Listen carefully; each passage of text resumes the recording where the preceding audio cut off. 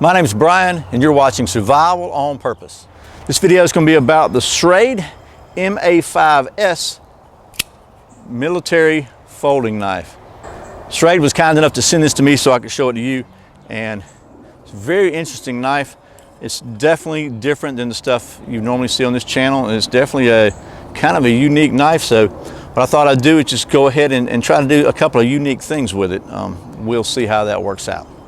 So without further ado, first I'll show you some close-ups and we'll talk about the specs real quick. We'll get back to doing some knife stuff because the sun has gone below the trees here at the Survival on Purpose testing grounds, and we're going to try my best to get this thing done before it gets dark, so stick with me. Okay, once again, this is the Schrade MA5S military liner lock folding knife. This knife features a 4.3-inch partially serrated spear point false edge blade of black 7CR17 MOV steel, a 5.7-inch aggressively textured rubber-coated aluminum handle with an overall length of 10 inches, ambidextrous thumb knobs, an extra safety blade lock, a lanyard slot, and a tip-down pocket clip. This knife weighs just 6 ounces. Okay, that's some of the close-ups and specs of the Schrade MA5S military liner lock folding knife, and take a look at how this thing actually operates, because it's kind of different. And actually, again, I'd like to thank Schrade for sending me this so I can show it to you.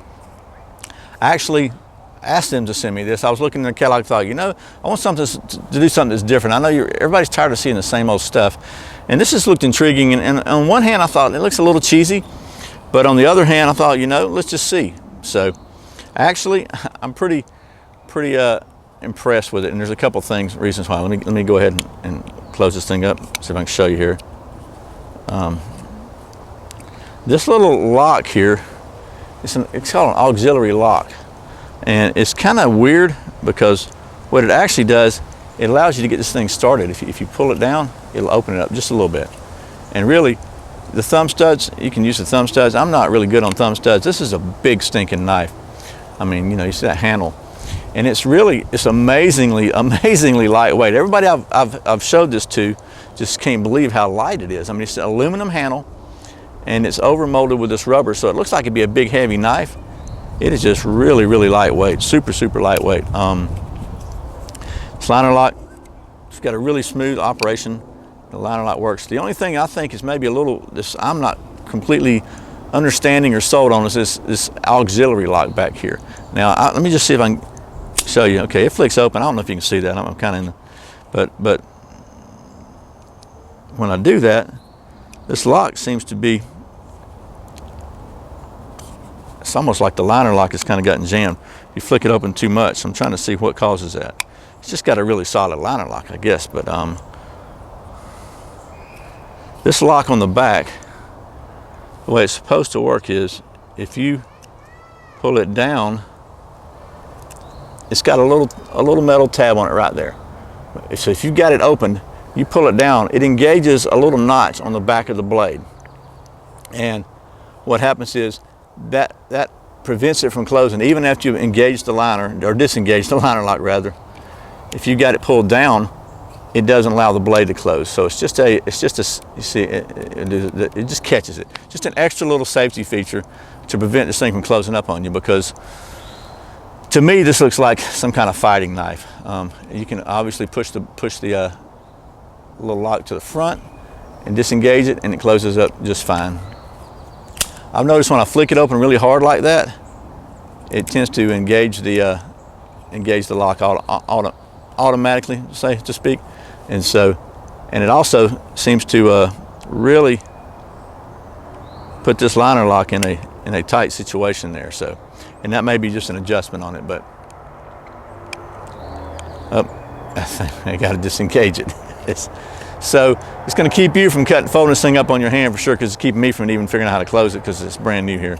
But I also noticed that in addition to being a lock, this thing actually helps you get it started, and just opens it up just a little bit, gives you a little momentum to flick it. Probably not the design, may not even be good for it, but every single time that I flick this thing open hard, the liner lock really engages very strongly. And so, but this thing is not going to lock it closed. It does not lock closed, okay? So I'm rambling way off track here. but it does open up really good, really solid. And then put the little auxiliary lock down, and I've noticed this thing's just kind of loose here too. And that may be something I've done wrong. Don't think so. I think it's just when you're using it, your hand's going to naturally fall on it here into that that thumb slot there. So it's gonna want to stay closed on you. And then when you're holding it up right like this, the gravity's going to keep it closed. It'll open like this. I don't know if it's supposed to do that or not. I guess I'll check with Schrade and find out. But let's go ahead and take a look. This thing has got a serrated and a partially serrated spear point kind of blade. So one thing that springs to mind immediately on this thing for me is, it is so lightweight and so well balanced. Okay, so before we begin the extremely scientific technical testing portion of the video, I thought I'd go ahead and show you the ferro rod. Now it's got a little bit of like really super fine jimping on the back of the blade, and this is a false edge. It's not really, doesn't feel sharp, but we're going to see if we can find something on here that'll strike a ferro rod, because I just like that. Okay, that doesn't do well. False edge doesn't do well. Okay, so honestly, the little part right here before the serration does well. So I feel okay about that. What about the balance?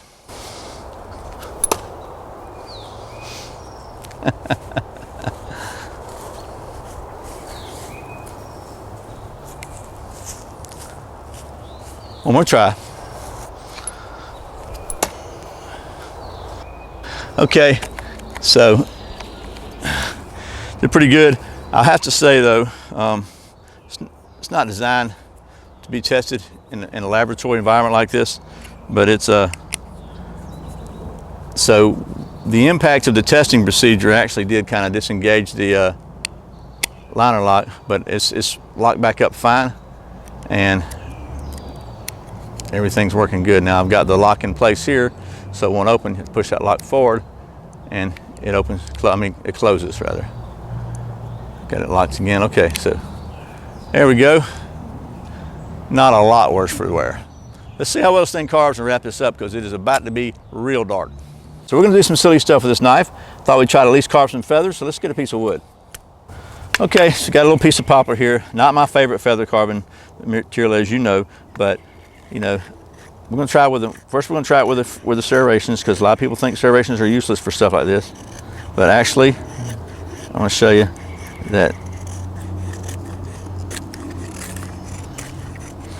they don't do a half bad job, and a lot of times you can actually get some pretty fine little stuff with them. But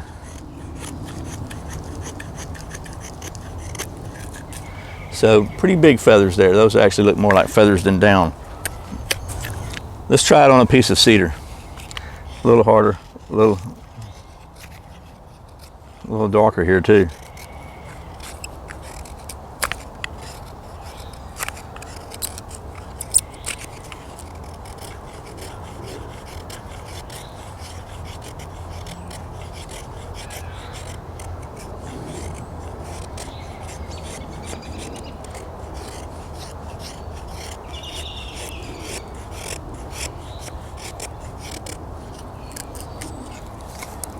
Okay, you can see it does make some kind of smallish curls. Now we'll try it with the non-feathered portion and see if it does any better.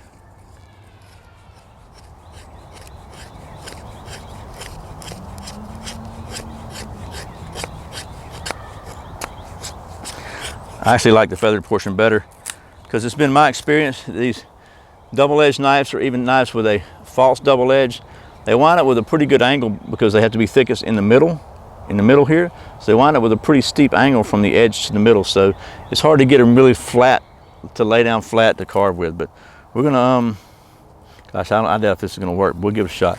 Let me get a piece of fat wood here real quick and see if we can make a little bit of a far. Here's a piece of big fat wood I got. We're gonna use the feathers on it.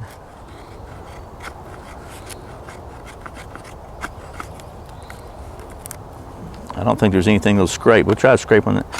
great with the serrations.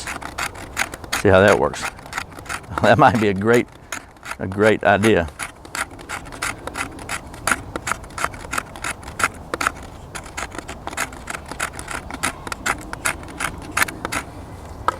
So we got some pretty fine little shavings down there. If I can get them separated out from all this cedar, well, let's just see what we can do with them.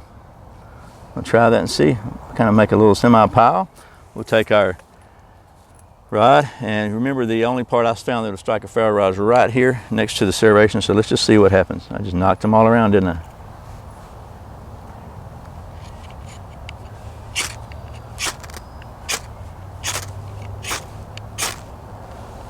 Well, there you go. Look at that.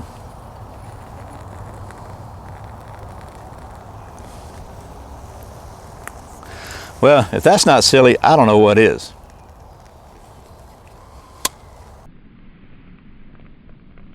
Okay, well, that was some kind of silly use test for a knife like this, because it's not even close to a bushcraft knife.